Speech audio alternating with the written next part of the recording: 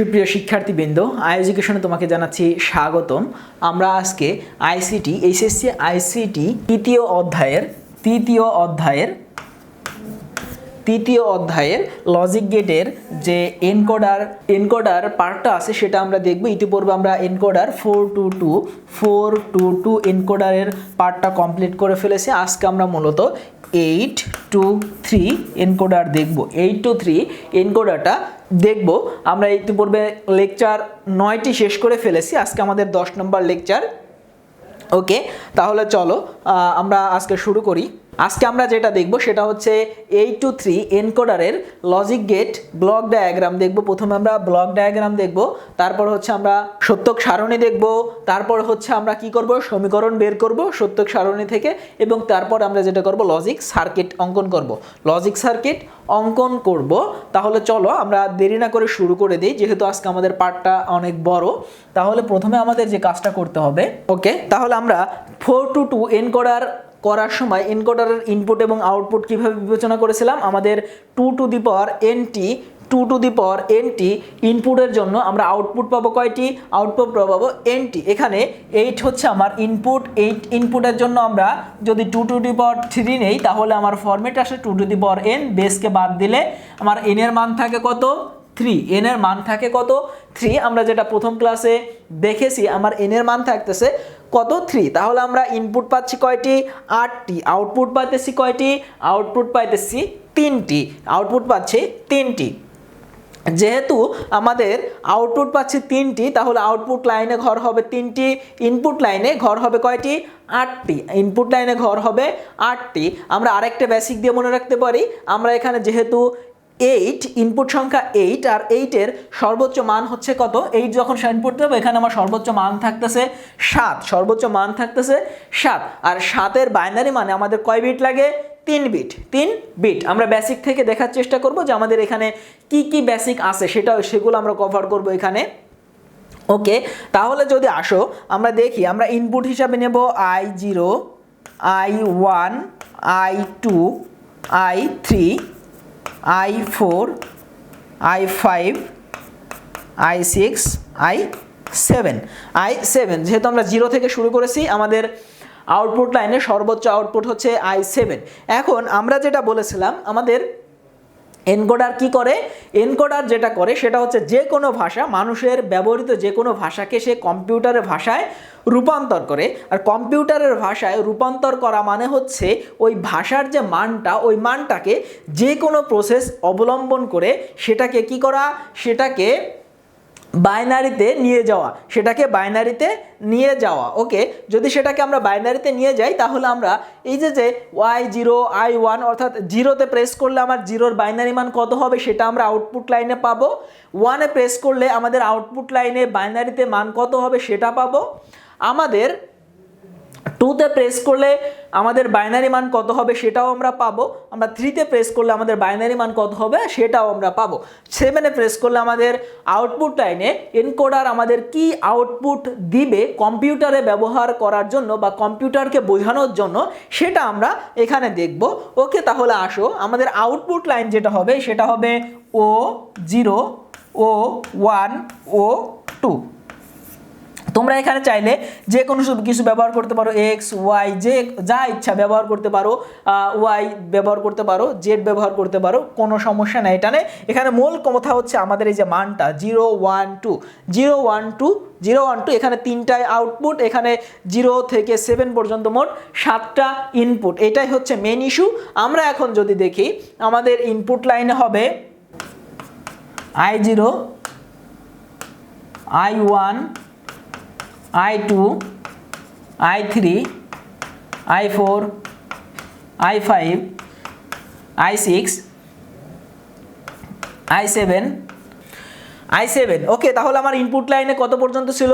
I1, I0 থেকে I7 পর্যন্ত। আমার আউটপুট লাইন কি ছিল আমি বলেছিলাম, আগের ক্লাসে আমি বুঝিয়ে দিয়েছিলাম কেন আমি বাম পাশ থেকে নেব। O0, O1, O2। এটা হচ্ছে আমার আউটপুট লাইন। যদি এটা আমার আউটপুট লাইন হয়, তাহলে দেখো, তাহলে এখন আমরা কি করব? আমরা প্রথম কাজ হচ্ছে আমি আই জিরোতে প্রেস করছি মানে আমার সিগন্যাল কত, সিগন্যাল 1। আই জিরোতে প্রেস করছি মানে আমার সিগন্যাল 1। সিগন্যাল যদি 1 হয় সেক্ষেত্রে আমার বাকিগুলার যেহেতু আমি প্রেস করিনি আমার সিগন্যাল 0, সিগন্যাল 0, সিগন্যাল 0। এবার আসো আমি পরে প্রেস করছি কত, I1 এ, তার মানে I1 এ প্রেস করায় আমার বাকিগুলো আসবে কত, 0, বাকিগুলো আসবে 0। আমি বুঝিয়ে দিয়েছিলাম, আমরা দ্রুত করি আসো। তাহলে আমরা আমাদের পূর্বের ফর্মুলাটা অ্যাপ্লাই করি। I2 তে হবে 1, I2 তে হবে 1, I3 প্রেস করার I3 তে 1, I4 প্রেস করার I4 এ 1, I5 প্রেস করার I5 এ 1, I6 প্রেস করায় I6 এ 1, I6 এ 1। এখানে আমাদের একটা ঘর কম আছে, আমরা দিয়ে নেই। I6 এ 1, I7 প্রেস করায় 7 এ 1। তাহলে বাকিগুলা কি হবে, বাকিগুলা সব 0, বাকিগুলা সব 0। আমি যে চোখ বন্ধ করে 0 দিয়ে দেই, চোখ বন্ধ করে 0 দিয়ে দেই, যদি আমি চোখ বন্ধ করে 0 দিয়ে দেই তাহলে আমার হয়ে যাবে। এটা হচ্ছে আমাদের শর্টকাটে করার টেকনিক। আমি বলেছিলাম আমরা দেখাবো কিভাবে আমরা শর্টকাটে এটার সমাধান করতে পারি, শর্টকাটে এটার সমাধান করতে পারি। তাহলে আমার এখানে আমার 0 আছে, 1 আছে কোথায়, I7 এ যায় 1 আছে, বাকি সব 0। এখানে I7 এ শুধু আমার একটা কি আছে, 1 আছে। এখন আমি আউটপুট লাইন বের করব। এখন যদি আমি আউটপুট লাইন বের করি, এখন দেখো আউটপুট লাইনে আমি প্রেস করছিলাম 0 প্রেস করায় 0-র বাইনারি মান কত, 0-র বাইনারি মান সবকিছু 0, সবকিছু 0। ওকে, আমি প্রেস করছিলাম 1 এর বাইনারি মান 1, তাহলে বাকি গোটা 0। যেহেতু আমি 3 বিট নিচ্ছি, আমার আউটপুট লাইন 3টা, আমি বিট নিচ্ছি কয়টা, 3টা। তাহলে আমি যখন 2 প্রেস করছি, এখানে দেখো 2 তে 1 মানে আমি 2 প্রেস করেছি, 2 প্রেস করায় আমার বাইনারি মান হচ্ছে কত, 1 0 0। আচ্ছা, আমরা বাইনারি মান বের করার কিন্তু সহজ টেকনিক আমরা আমাদের চ্যানেলে দিয়ে দিছি, আপলোড দিয়ে দিছি। ক্লাস যারা করেছো তাদের কিন্তু খুব সহজে, আমরা মুখস্থ করার কিছু নেই, আমরা একটা কোড দিয়ে সব মান বের করে ফেলতে পারি। ওকে, তারপরে যদি আসো, আমরা প্রেস করছি কত, আমরা প্রেস করছি 3 তে, 3 এর বাইনারি মান হচ্ছে 2 1, তার হলে হবে 0। আমাদের প্রেস করছি 4 এ, প্রেস করে 1 4 0 0, এটা হবে আমাদের বাইনারি মান। তারপরে যে মানটা হবে সেটা হবে আমাদের কি 5 এর বাইনারি মান 4 0 1 4 0 1, কারণ এটা হচ্ছে 4 এটা হচ্ছে 1, তাহলে 5। 6 এ হবে 4 2 0, 7 এ হবে 1 1 1 1 1 1, এটা হবে আমাদের 7 এর বাইনারি মান। 7 প্রেস করায় 7 এর বাইনারি মান। এখন দেখো আমরা যে শর্ট টেকনিকটা বুঝাইছিলাম, 3টি ইনপুটের ক্ষেত্রে বুলিয়ান অ্যালজেব্রা থেকে আমরা যে সত্যক সারণী তৈরি করতেছিলাম, আমরা 0 1 0 1 0 1 0 1 দিতাম, পরে আমরা 0 0 1 1 0 0 1 1 দিতাম, 4টা 0 4টা 1, আমরা অর্ধেক 50-50 ভাগ করে ফেলতাম। এখন দেখো তো এটা মিলে গেছে কিনা, হ্যাঁ এটা মিলে গেছে। তাহলে আমরা এই পাশ থেকে যাওয়ার পর আমরা সরাসরি এখানে কোনাকুনি 1 বসিয়ে দেব। 1 প্রেস করায় 1, 0 প্রেস করায় 1, ওই 1 প্রেস করায় 1, 2 প্রেস করায় 1, 3 প্রেস করায় 1 এবং 4 প্রেস করছি এজন্য 4 এ হবে 1, 5 প্রেস করছি 5 এ 1, বাকি সব 0, 6 প্রেস করছি 6 এ 1, বাকি সব 0, 7 প্রেস করছি 7 এ 1, বাকি সব 0 0 হয়ে যাওয়ার কারণে আর হচ্ছে আমরা আউটপুট লাইনে কি করব, 0 1 0 1 0 1 0 1 দেওয়ার পর আমি দেব 0 0 1 1 0 0 1 1, এরপরে হচ্ছে 4টা 0 4টা 1, 4টা 0 আর 4টা 1। আমার সত্যক সারণী শেষ, আর আমার ব্লক ডায়াগ্রামও শেষ। এখন আমার কাজ হচ্ছে সমীকরণ বের করা। আমার O0 তে আমি যে সমীকরণটা পাইছি, ওই O0 সমীকরণে আমার মানটা কি আসছে, O0 সমীকরণে আমার মানটা কি আসছে একটু দেখি। O0 সমীকরণে আমার মান যেটা আসছে সেটা হচ্ছে, আমি O0 তে এই যে এখানে I1 প্রেস করছিলাম, I1 এর জন্য আমি একটা 1 পাইছি। ওকে, অর করে দিলাম। অর করে দেওয়ার পর আমি O0 তে পরবর্তীতে যে 1টা পাইছি সেটা হচ্ছে I3 এর জন্য। I3 এর জন্য আমি 1টা পাইছি, এখানে I3 এর জন্য আমি 1টা যেহেতু পাইছি, যে এখানে I3, তাহলে আমি I3 অর এরপরে আমি যে 1টা পাইছি, এখানে 3টা 4টা 1 পাইছি, পরে যে 1টা পাইছি সেটা পাইছি আমি কার জন্য, সেটা পাইছি আমি I5 এর জন্য, I5 এর জন্য। এরপরে আমি আরেকটা 1 পাইছি, সেটা পাইছি কার জন্য, সেটা পাইছি I7 এর জন্য, I7 এর জন্য। এই ছিল আমার O0 সমীকরণ। O0 সমীকরণ আমার O1 এর সমীকরণ, যেটা আমি কার জন্য 1 পাইছি, এখানে 1 পাইছি আমি I2 এর জন্য, I2 এর জন্য আমি 1 পাইছি। তারপরে আমি 1 পাইছি কার জন্য, I3 এর জন্য, I3 3 ইনপুট লাইন 3 এর জন্য আমি পাইছি 1, আমার তারপরে যে দুইটা 1 পাইছি সেই দুইটা 1 পাইছি কার জন্য, I6 এবং I7, I6 প্লাস I7, এটা ছিল আমার O1 এর সমীকরণ।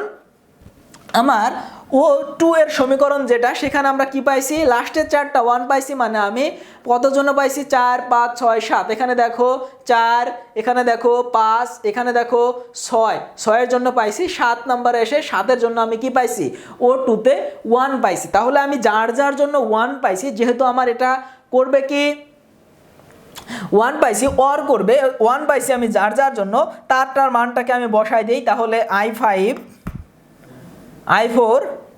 I4 plus I5 plus I6 plus I7, okay clear. এটা হচ্ছে আমার সমীকরণ। তাহলে আমি ব্লক ডায়াগ্রাম পাইলাম, আমি সত্যক সারণী পাইলাম, সমীকরণ পাইলাম। এখন এই সমীকরণ থেকে ভাইয়া বলো তো, সবাই একটু কমেন্টে বলে যাবা যে সমীকরণ থেকে লজিক সার্কিট তৈরি করতে কোনো সমস্যা হবে কিনা কারোর। ওকে, যদি আমরা দেখি আমাদের প্রথম সমীকরণটা হচ্ছে, আমরা সবাই একটু নোট ডাউন করে নেই, I1 I3 I5 I7। দ্বিতীয় সমীকরণটা হচ্ছে I2 I3 I6 I7। তারপরে হচ্ছে I4 I5 I6 I7। ওকে, তাহলে আসো আমরা এটা মুছে দেই, সবাই স্ক্রিনশট নিয়ে নেবে, নোট করবে।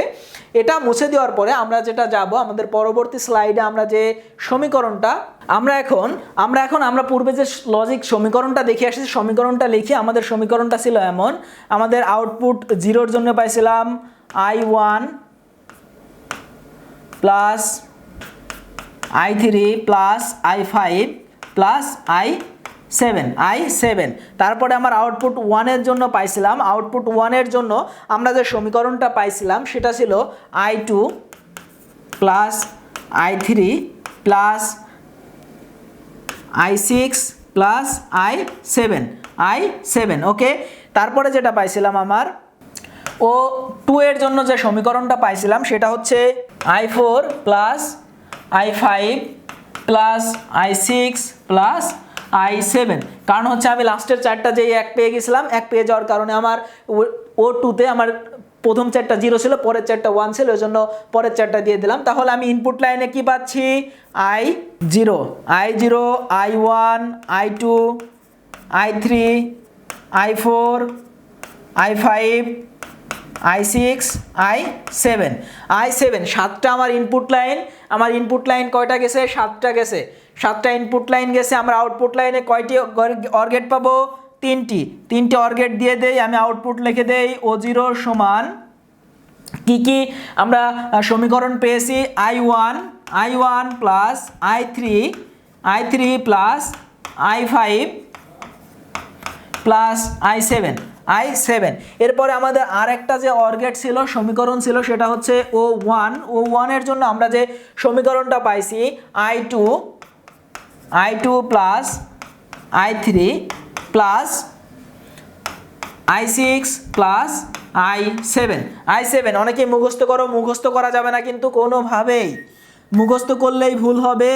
O2 এর জন্য যে সমীকরণটা পাইছি I4 থেকে I5 পর্যন্ত I6 I7। তাহলে এখন আমরা কি করব, আমরা 3টা করে যেটা থেকে আমি নিব, আমার প্রথমে আছে I1 থেকে, ওকে আমি I1 থেকে নিয়ে নিলাম I1 I3 কোনটা, এটা I3 থেকে আমি নিয়ে নিচ্ছি I3 I5 দিয়ে দিলাম, I5 নেওয়া শেষ। এবার হচ্ছে I7। এই 4টা আমার ইনপুট যাবে। 4টা ইনপুট আমরা কি দেখছিলাম, আমাদের ইনপুট লাইন ছিল 8টা, ইনপুট লাইন 8টার ভিতরে আমার আউটপুট লাইন ছিল 3টা, এটা ছিল O0 O1 O2।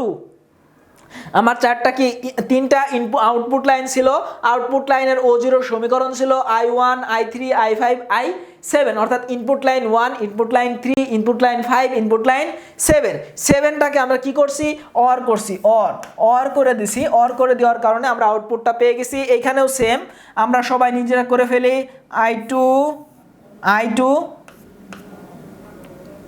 তারপরে হচ্ছে I3 নিয়ে নিলাম, I6, তারপরে হচ্ছে আমার I7।